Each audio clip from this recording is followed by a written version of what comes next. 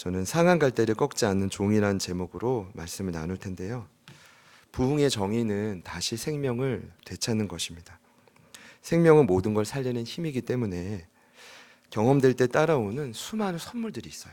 그러니까 부흥하고 끝나는 게 아니라 굉장히 많은 은혜들이 따라옵니다.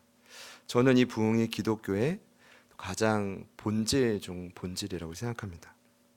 올해 저희 교회가 7번째 생일을 맞이하면서 강하게 주셨던 한 단어가 부흥이에요. 다시 살아나고 그 안에서 회복될 때 놀라운 선물들이 공동체 안에서 경험될 거란 기대감을 주셨어요. 그래서 구약의 부흥 스토리를 제가 강의할 때 부흥을 갈망하라는 주제로 매주 말씀을 나누고 있습니다. 특별히 오늘은 이사야서 42장이 본문인데요. 금주까지만 이사야서 본문을 나누려고 합니다. 이사야서 본문이 세 번째 나눔인데 이사야 강해가 아니니까 제가 오늘까지 본문으로 좀 나눌게요. 특별히 오늘 본문이 소개하는 좀 부흥의 정의가 있는데 다름 아닌 새일입니다. 같이 한번 따라해 보시죠. 새일. 9절 말씀을 표준 세번역으로 제가 한번 읽을게요.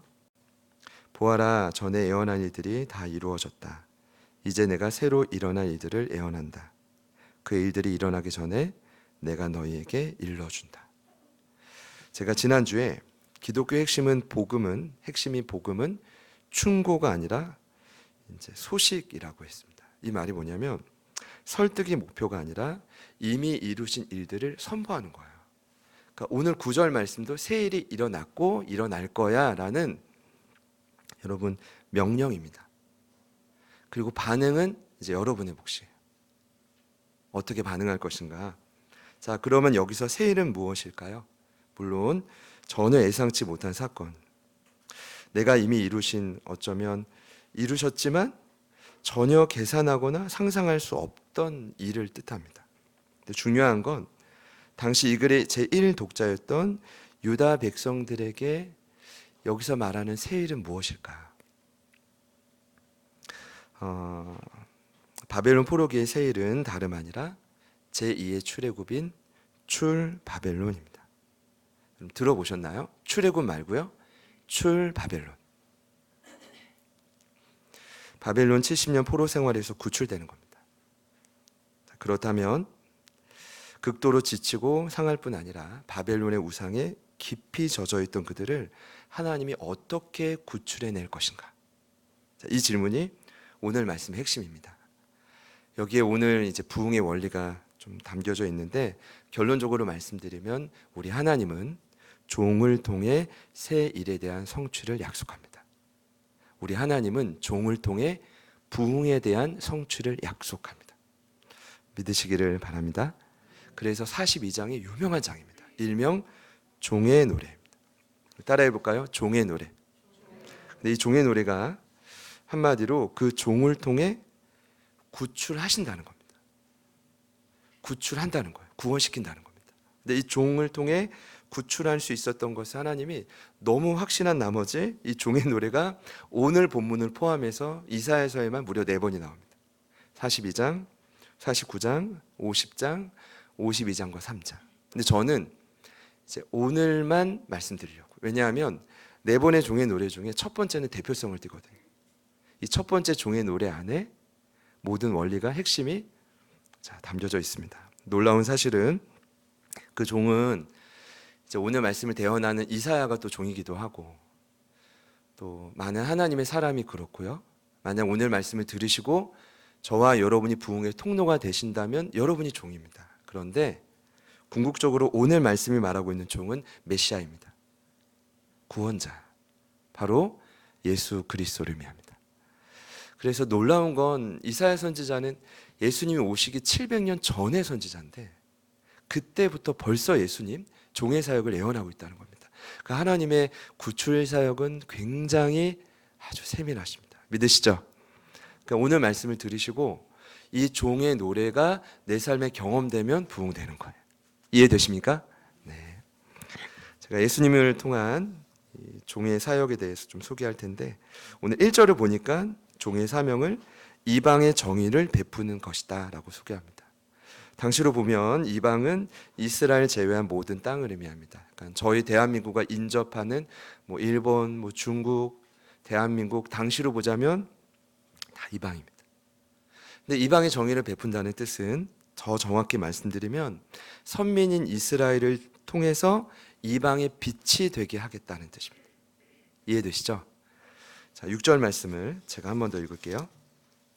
나 여호와가 의로 너를 불렀은즉 내가 내 손을 잡아 너를 보호하며 너를 세워 백성의 언약과 이방의 빛이 되게 하겠다. 분명히 나오죠? 내가 너를 이방의 빛이 되게 하겠다. 이게 바로 성경이 말하는 정의를 베푸는 겁니다.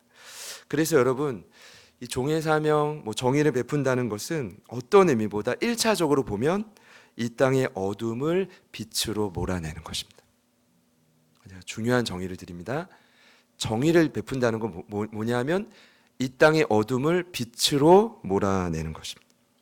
여러분, 수천 년 전의 이 약속이 사실은 이미 이 땅 가운데 이루어졌고 이루어져 가고 있다는 사실을 아십니까? 벌써 어느덧 137년이 흘렀는데요.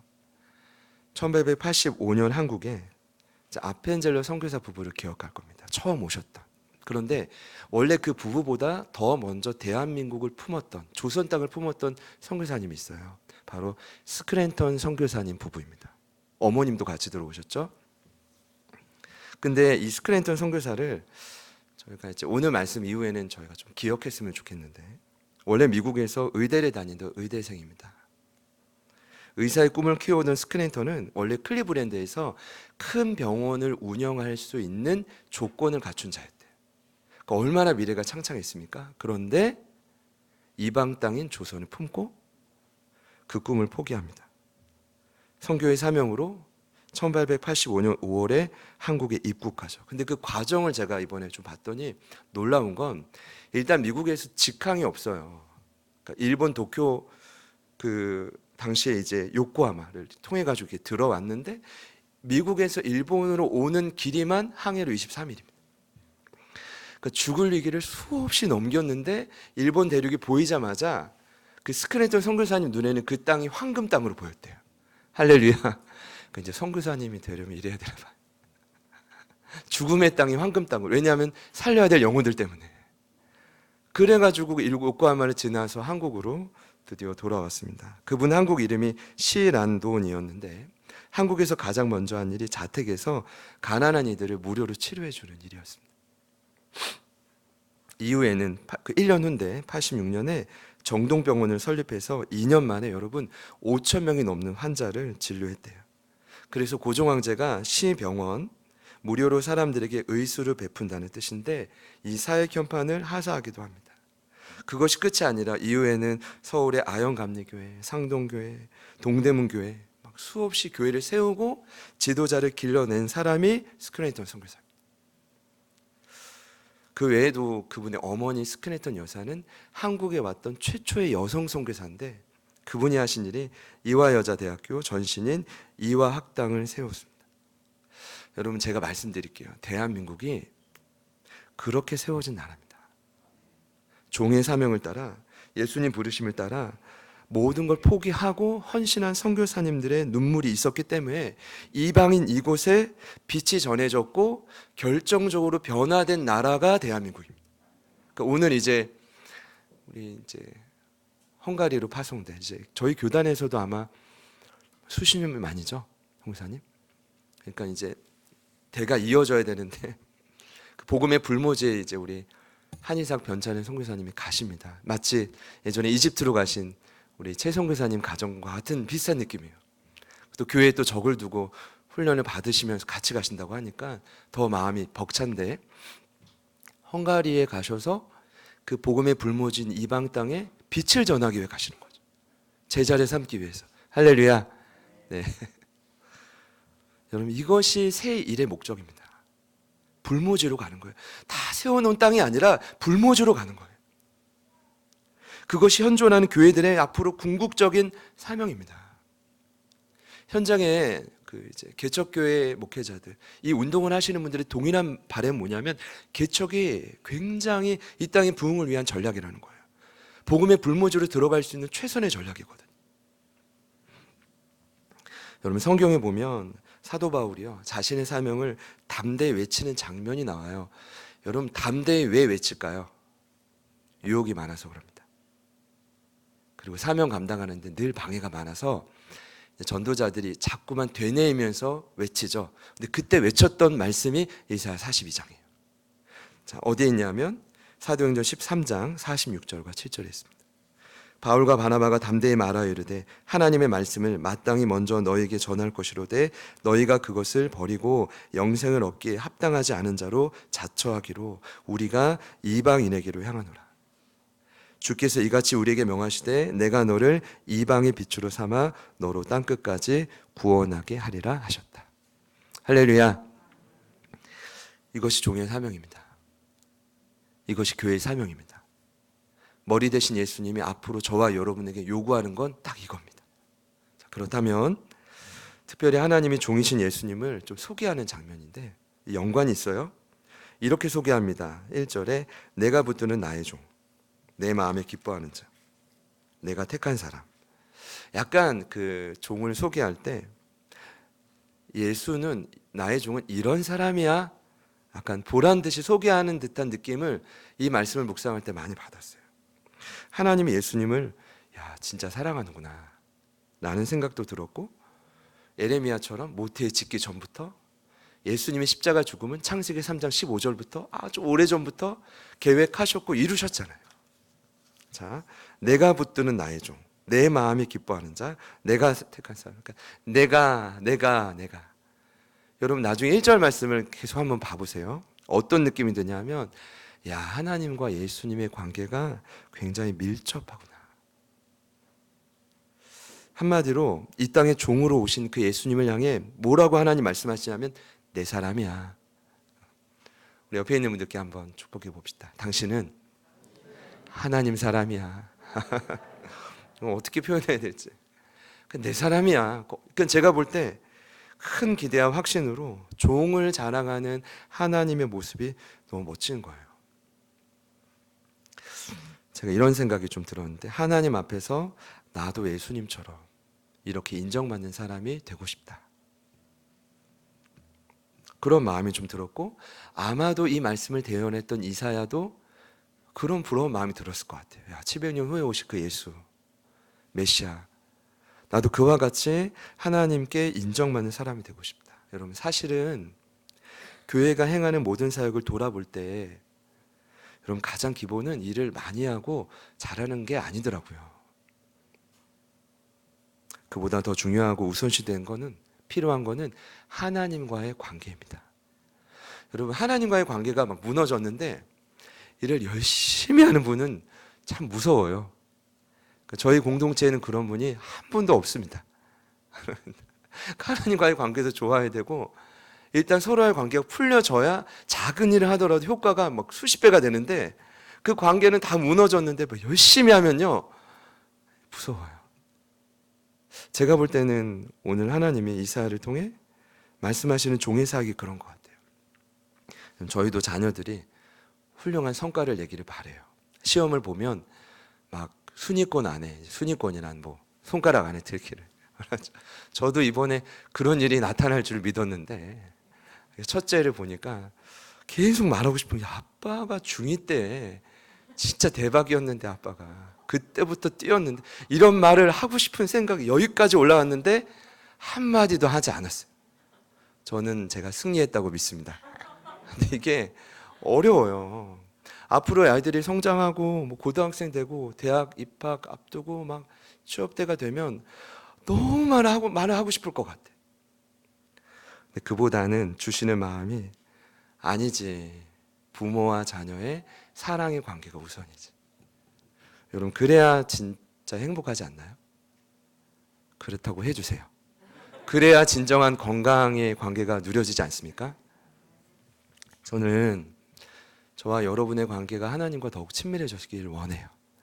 그 관계가 친밀해지면 작은 일도 그분의 도우심 때문에 아주 수월하게 진행되죠. 그런 은혜가 있기를 축복합니다. 오늘 이러한 종에게 하나님이 하나님의 영을 부으십니다. 여기서 하나님의 영이란 성령이고 부으시는 이유는 성령의 도우심 없이는 결코 이방의 빛이 될 수 없기 때문입니다. 수많은 선교사님도 이사야도 바울도 저희도 마찬가지죠. 예수님은 남겨진 제자들에게 마지막 지상 명령을 사도행전 1장 4절 5절과 8절에 했죠. 이렇게 말합니다. 예루살렘을 떠나지 말고 내게서 들은 바 아버지께서 약속하신 것을 기다리라. 여러분, 약속한 게 뭘까요? 물로 세례받는 게 아닙니다. 성령으로 세례를 받는 겁니다. 성령 세례와 성령 충만은 같은 상태입니다. 표현에 좀 원칙이 있지만 무슨 의미냐면 성령의 강력한 힘에 사로잡히는 상태입니다. 이것이 되지 않으면 땅끝까지 복음을 전할 수 없어요. 그래서 사도행전 1장 8절에요. 오직 성령이 너에게 임하시면 너희가 무엇을 받죠?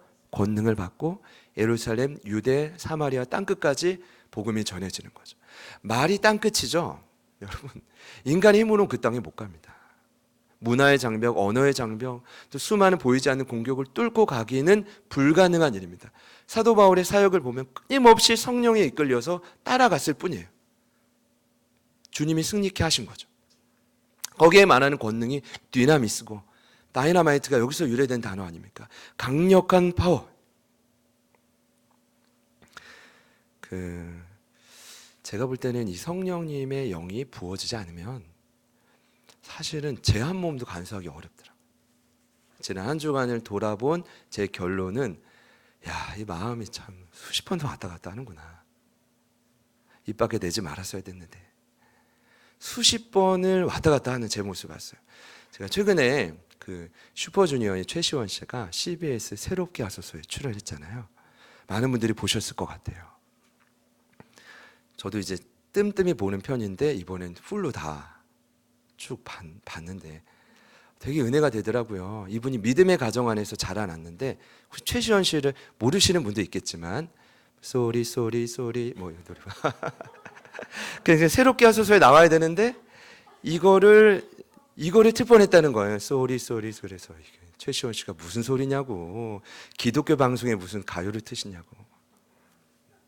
근데 이제 그분의 아버님이 정동제일교회에서 365일 중에 360일을 새벽 기도를 하시는 분이었대요.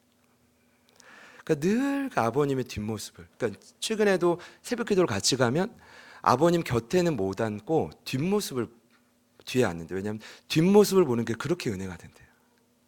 근데 그래서 이분이 연예인이라 해외를 많이 가도 어떻게든 주일 성수를 지키려고 미리 검색을 하고 그렇게 찾아갔다고 하더라고요. 근데 이분이 이렇게 워낙 훌륭한 삶을 사니까 이제 MC들이 칭찬하는 거예요. 대단하다, 완벽하다, 뭐 잘생겼다. 근데 이분의 고백은 뭐냐면 저처럼 연약한 많은 사람이 없다는 거예요. 다들 왜 그러냐고, 부족함이 없어 보이는데, 그러다가 급기야는 이분이 뭐라고 하셨냐면 저는 사실 날마다 천사와 악마가 매일 다투고 있다고. 급기 악마 있기까지 한 겁니다. 근데 제가 댓글을 보니까 다른 분들의 댓글 중에 그 말에 가장 많이 공감하셨더라고요. 나도 그렇다고. 나도 예수님 믿고 이 땅을 살아가지만 너무 많이 내 안에 천사 악마가 막 갈등하고 있다고. 사실 제가 어제 그래서 댓글 달고 싶더라고요. 저도 제자들께 누군데 악마와 천사가 매일 다투고 있다. 이제 결론은 뭐냐 하면 성령의 도우심 받지 않으면 이 갈등에서 극복이 안 됩니다. 이방의 빛이 되는 것, 종의 사명, 불가능한 일이죠. 여러분, 성령님이 역사가 강력하게 부어지기를 축복합니다. 부어져야만 합니다. 그런데 오늘 말씀 보니까 놀라운 사실은 성령의 힘은 강력한데 반해 성령을 통해 일하시는 종의 사역은 굉장히 묵묵히 진행된다고 소개해요. 이 부분이 저에겐 참 인상 깊었는데 2절 말씀을 다 같이 한 번 더 읽어보겠습니다. 자, 시작. 그는 외치지 아니하며 목소리를 높이지 아니하며 그 소리를 거리에 들리게 하지 아니하며. 여기 세 번의 부정어가 나와요. 외치지 않고 높이지 않고 들리게 하지 않는다. 아마도 제 생각에는 굳이 의도적으로 이렇게 표현한 이유는 당시에 거짓 선지자들이 많았거든요. 거짓 선지자의 특징이 뭐냐면 가는 곳마다 막 소리를 쳐요. 목소리를 내고 막 폭력도 쓰고 꼭 자기 흔적을 남겨요. 나 이런 사람이야. 그런데 철저히 구분되는 거죠.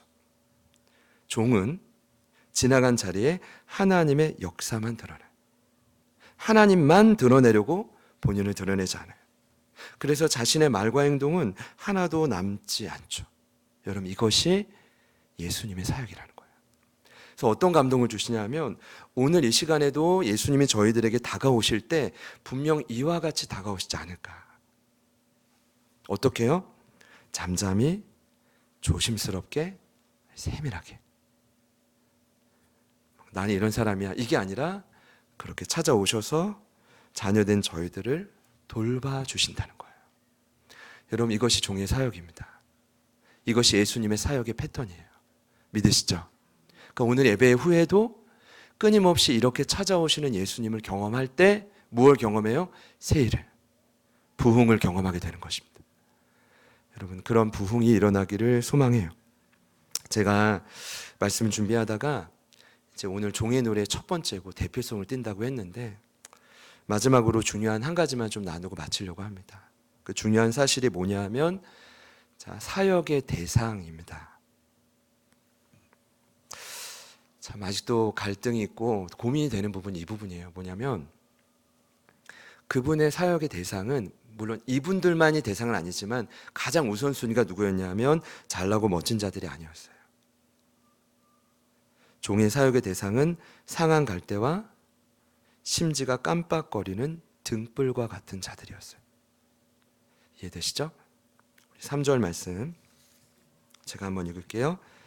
상한 갈대를 꺾지 아니하며 꺼져가는 등불을 끄지 아니하고 진실로 정의를 시행할 것이며.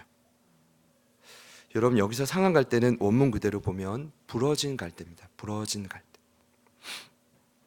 인간을 생각하는 갈대라고 말했던 파스칼, 예전에 한번 소개했는데 프랑스의 철학자, 신학자, 과학자, 대단한 분이었죠. 근데 그분이 몇 살 때 하나님 만났는지 아세요? 31살 때. 성령님 은혜죠. 근데 그 하나님 만나고 이분이 고백했던 유명한 글귀가 뭐냐면 종이에 써서 죽을 때까지 그 품에 품고 다녔다잖아요. 인간의 마음속에는 하나님만이 채울 수 있는 공간이 있다. 이것이 죽은 다음에 발견됐대요. 파스칼이.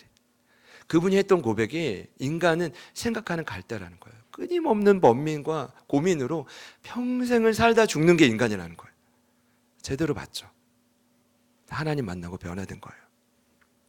이 말씀 드린 이유는 오늘 소개된 내용 때문인데 여러분, 갈대는 억새랑은 또 다릅니다.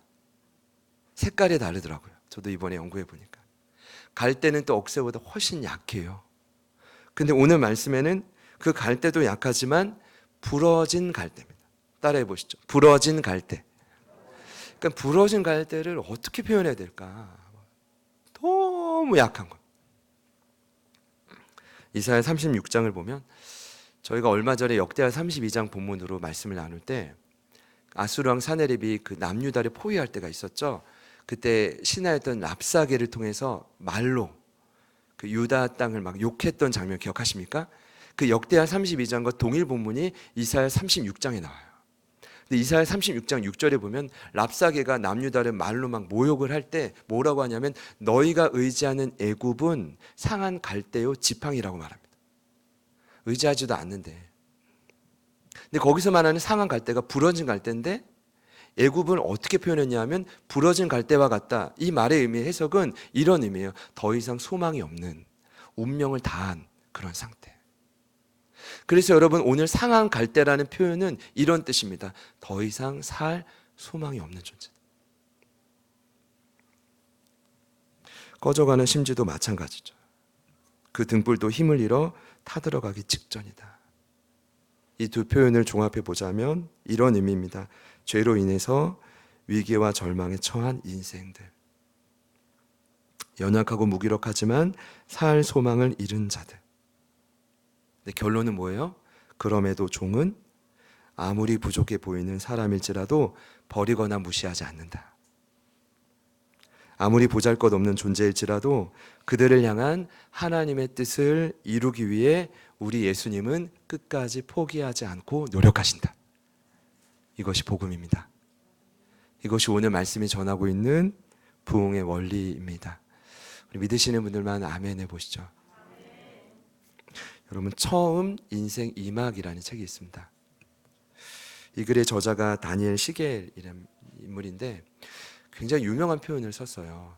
특별히 저희 공동체에는 이제 어린 자녀들을 둔 분들이 많으신데 부모에 관한 이야기입니다. 좋은 부모가 될 수 있는 요인은 자기 자신에 대한 일관된 인생 이야기를 얼마나 가지고 있느냐다. 즉 자신의 인생 경험을 의미 있고 재미있게 해석하며 근사한 추억으로 만들 줄 아는 능력이다. 이런 능력이 있으면 자녀들을 아주 멋지게 양육할 수 있다. 뭐 이런 얘기를 했어요. 처음 인생 2막에서 저는 너무 동의합니다. 왜냐하면 제가 서울신대 제자훈련단체인 기노스코에서 특히나 신대원생들, 학부생들에게 가장 강조하는 것 중에 하나가 제발 교회를 그냥 지나쳐가는 곳으로 생각하지 말라고 얘기해요. 마치 정거장처럼 거기가 마지막이라고 생각하고 최선을 다해서 그곳에서 부흥의 스토리를 경험해야 된다. 그래야 그 이야기가 하나하나 쌓여져서 너희들이라는 거룩한 존재가 이렇게 만들어지는 거거든요. 어느 날 갑자기 하나님의 사람이 만들어지지 않잖아요. 여러분 맞잖아요. 맞죠, 여러분? 그러니까 그런 스토리를 이렇게 뭐 좋은 부모가 되려면 그렇게 일관되게 살아가야 되는구나. 근데 제가 이 글을 보다가 느낀 건 그런데 그 문제가 그 일이 결코 만만치 않다는 겁니다. 여러분 이 글의 저자인 다니엘 시겔이 UCLA의 정신과 임상 교수입니다. 마인드 사이트의 연구소장인데 이분도 말해요. 만만치 않은 이유 중 하나는 뭐냐 하면 뭐 여러 요인이 있겠지만 모든 인생들이 경험하고 있는 트라우마. 얼마 전에 공영방송 뉴스에도 나오더라고요. 가나안 성도에 대해. 거기 뭐 1,000만 그리스도인이라고 하지만 실제로 예수 믿는 그리스도인이 600~700만 밖에 되지 않는데요. 그 중에 200만이 가나안입니다. 교회를 안 나가는. 그러니까 왜 안 나가는가? 교회에 대한 트라우마 때문이죠. 교회에서 받은 상처 때문입니다. 마찬가지 아닐까요? 교회에서만 상처받나요? 세상에서 끊임없이 상처를 받죠. 여러분 이런 표현 들어봤습니까? 트라우마의 말뚝. 말뚝. 과거의 상처가 말뚝이 되어 결정적인 순간 그 인생에 독이 된다는 뜻입니다. 다니엘 시계는 그래서 이 트라우마 치료법으로 무엇을 요청하냐면 이렇게 말해요. 상처받은 사람을 향해 전적으로 마음을 여십시오. 이해하는 개방성이 필요합니다. 그리고 마지막은 무조건적인 수용과 사랑으로 품어주십시오. 멋진 말이죠. 저는 여기에 동의할 수 없습니다. 그땐 좋아하겠죠. 그때는 마음을 열겠죠. 그러나 이 또한 근본적인 한계가 있어요. 왜냐하면 사람이 사람을 치유하는 방식이기 때문입니다. 그러면 엄밀히 다니엘의 시계뿐 아니라 세상의 수많은 연구 결과는 성경이 말하는 인생과를 명확히 증명하고 있습니다. 그 결과가 뭐냐면 이 땅의 모든 사람은 상한 갈대다. 모든 인생은 꺼져가는 심지다. 그래서 세상의 기준, 결론은 뭐냐? 더 이상 소망이 없다. 그러나 기독교는 정반대입니다. 오히려 살아날 가망성이 크다. 왜요? 상한 갈대를 꺾지 않는 예수님 때문입니다. 꺼져가는 심지도 다시 태우시는 종의 사역 때문입니다. 그래서 다윗이 고백했더라고요. 시편 34편에 이런 고백을 하죠. 의인이 부르짖음에 여호와께서 들으시고 그들의 모든 환난에서 건지셨도다. 여호와는 마음이 상한 자를 가까이 하시고 충심으로 통회하는 자를 구원하시는도다. 성경이 말하는 의인이 도대체 누굽니까? 세상 기준으로 잘 나가는 사람들입니까? 아니요. 성경이 말하는 의인의 가장 기본은 마음이 상한 자들, 마음이 부러진 자들, 마음이 탈골돼서 견딜 수 없는 자들, 그러나 그 아픔을 가지고 주님을 더 가까이 나아가는 자들, 그들이 바로 의인입니다. 우리 지난 목요일 금요일에 큐티 본문에 고린도후서에 계속 반복적으로 나오죠. 사도 바울이 참 희한한 행동을 하는데 약한 것을 계속 자랑합니다. 왜죠? 약할 때 온전해지기 때문입니다. 약할 때 강해지기 때문입니다. 여러분 더 강해지기 원하십니까? 더 약해지십시오. 네. 왜 약할 때 강해집니까? 기독교의 가장 큰 역설인데 내가 약할 때 강하신 예수님을 절대적으로 붙들기 때문입니다. 그래서 예수님이 만난 수많은 영혼들이 그러했어요. 특별히 세계 복음화 주역이었던 제자들 보잘것없는 자들이었습니다. 12명을 다 소개할 수 없지만 그들의 공통점은 보잘것없었습니다. 그러나 예수님을 통해 위대한 복음의 도구로 변화된 것입니다. 그래서 그분이 공생의 가운데 바울처럼 이사야서 42장 본문을 근거로 본인을 향해 외쳤어요. 마태복음 12장 20절에 상한 갈대를 꺾지 아니하며 꺼져가는 심지를 끄지 아니하기를 심판하여 이길 때까지 하겠다. 어떤 말입니까? 어떤 고난이 있어도 나는 끝까지 이 사역의 기조를 놓치지 않겠다. 상한 갈대를 먼저 찾아가겠다. 꺼져가는 심지를 먼저 살리겠다. 저와 여러분의 고백이 되기를 소망합니다.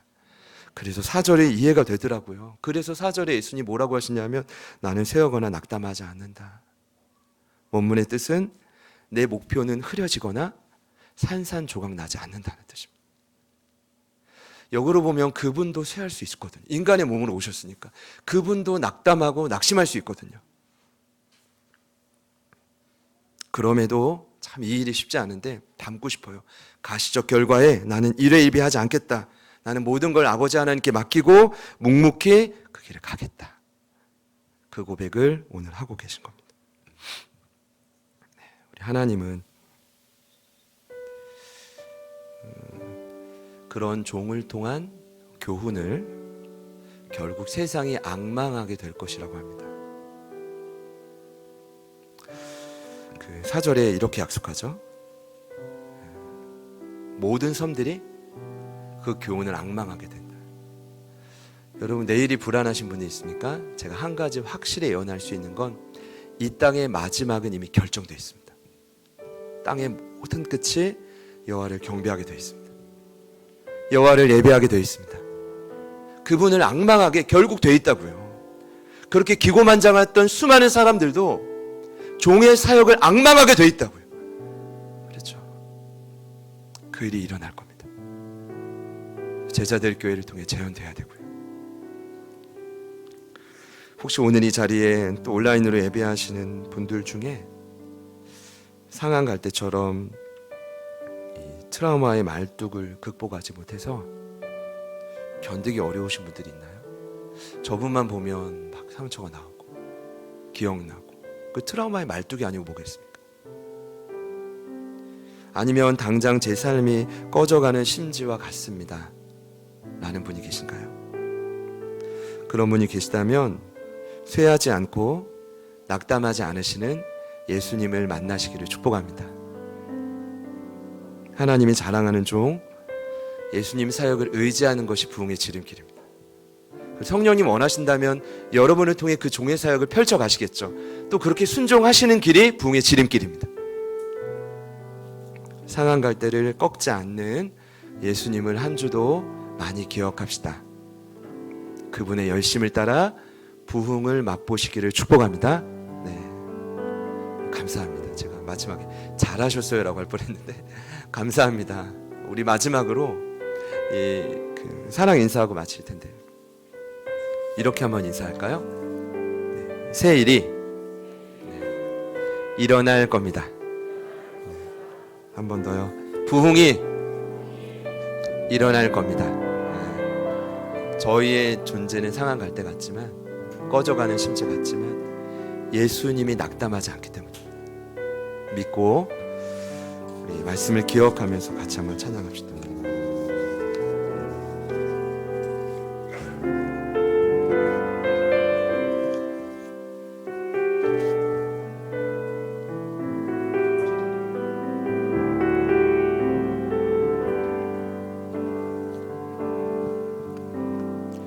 아버지 사랑 내가 노래해 아버지 은혜 내가 노래해 그 사랑 변함없으신 거짓없으신 성실하신 그 사랑 상한 갈대 꺾지 않으시는 꺼져가는 등불 끄 없으시 않는 그 사랑 변함없으신 거짓 없으신 성실하신 그 사랑 그 사랑 날 위해 죽으신 날 위해 다시 사신 예수 그리스도 다시 오실 그 사랑 죽음도 생명도 천사도 하늘의 어떤 권세도 끊을 수 영원한 그 사랑 영원한 그 사랑 예수 아버지 사랑 아버지 사랑 내가 노래해 아버지 은혜 아버지 은혜 내가 노래해 그 사랑 변함없으신 거짓 없으신 성실하신 그 사랑 상한 갈 때 꺾지 않으시는 꺼져가는 등불 끄지 않는 그 사랑 변함없으신 거짓 없으신 성실하신 그 사랑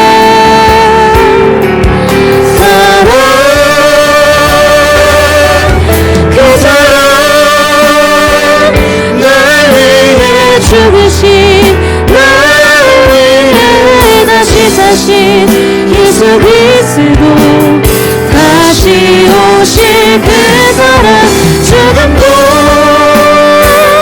생명도 천사도 하늘의 어떤 곳에도 끊을 수 없는 영원한 성령님 우리 사랑 예수 그 사랑 그 사랑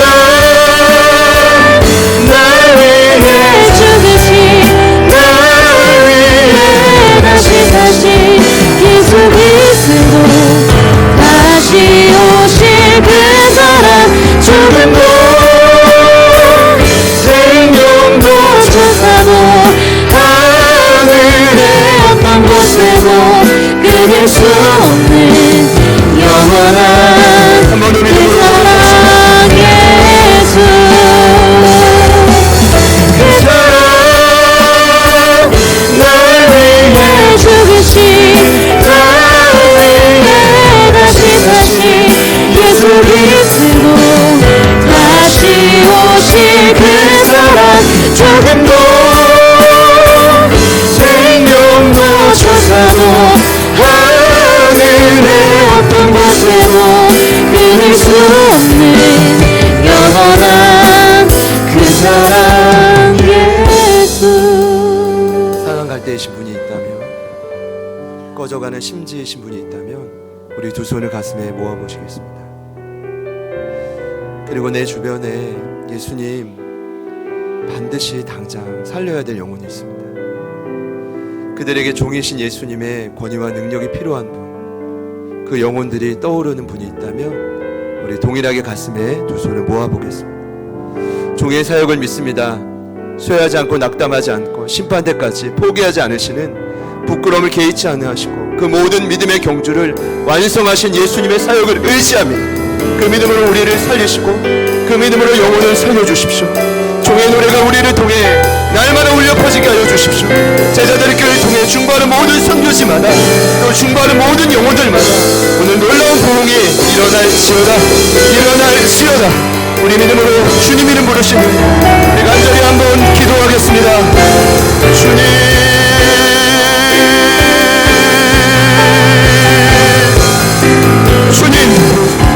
주님 여기다 성령님께 간구합니다.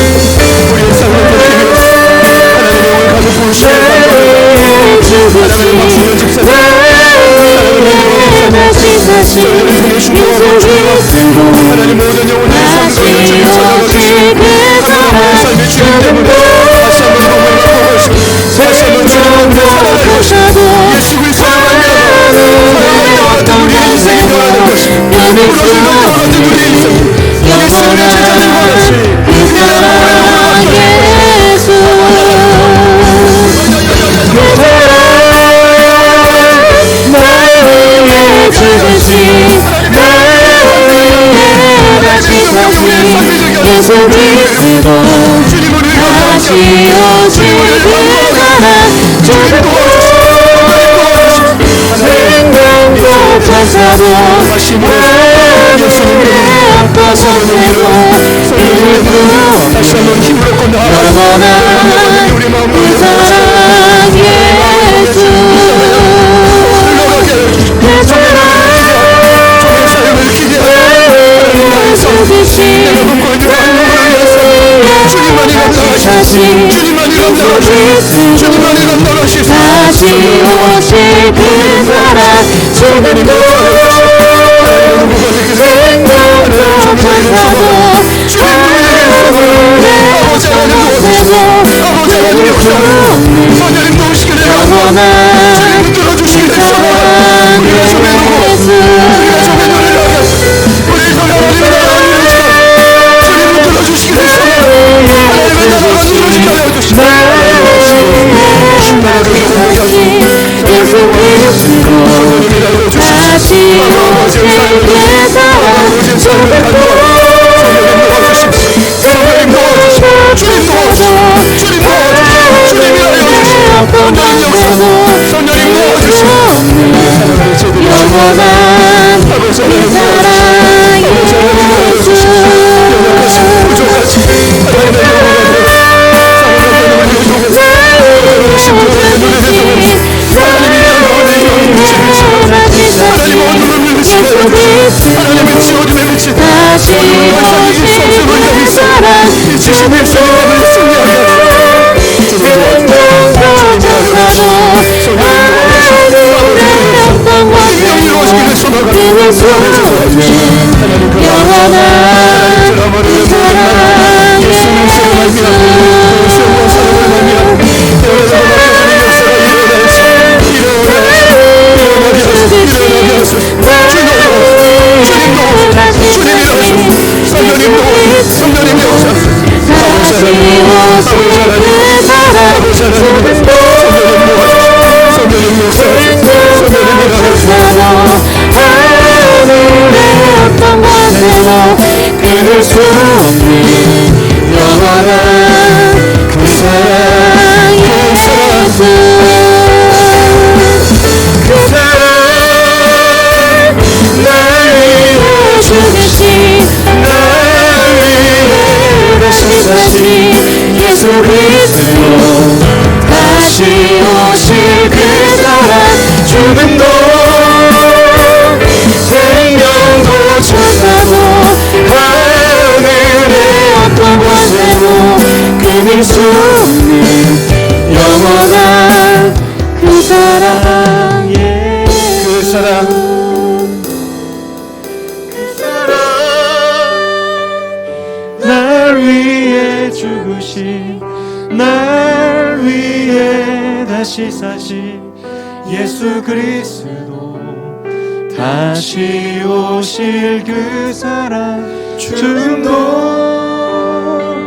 생명도 천사도 하늘의 어떤 권세도 끊을 수 없는 영원한 그 사랑 예수.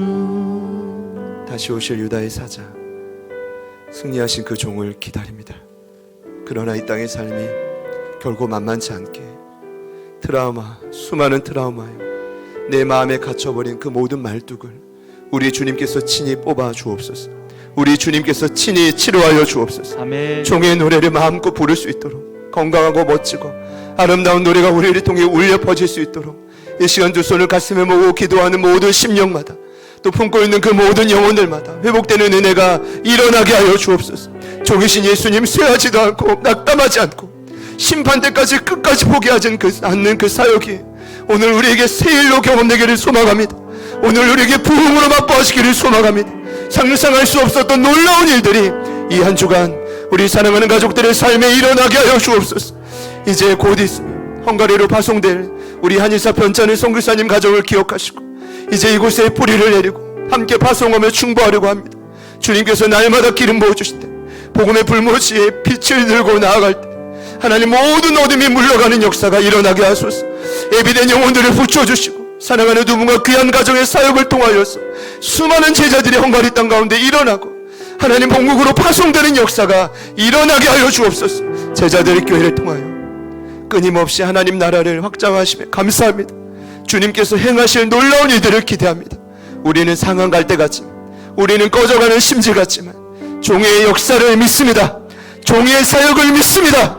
주님 때문에 이 한 주도 날마다 승리케 하여 주십시오. 이제는 우리 구주 예수 그리스도의 은혜와 하나님 아버지의 변함없는 신실하신 사랑하심과 성령님의 내주 충만 교통 위로하심의 역사가 부족하지만 이방의 빛이 되는 사명을, 종의 사명을 우리도 감당하겠습니다. 그렇게 우리는 회복되고 나아가겠습니다. 결단하며 나아가는 오늘 2부 예배에 참여하신 귀한 예배자들 머리 위에, 그리고 저희들을 통해 반드시 살아나게 될 이 땅의 수많은 영혼들 위해 지금부터 영원토록 함께 하시기를 간절히 축원하옵나이다. 아멘.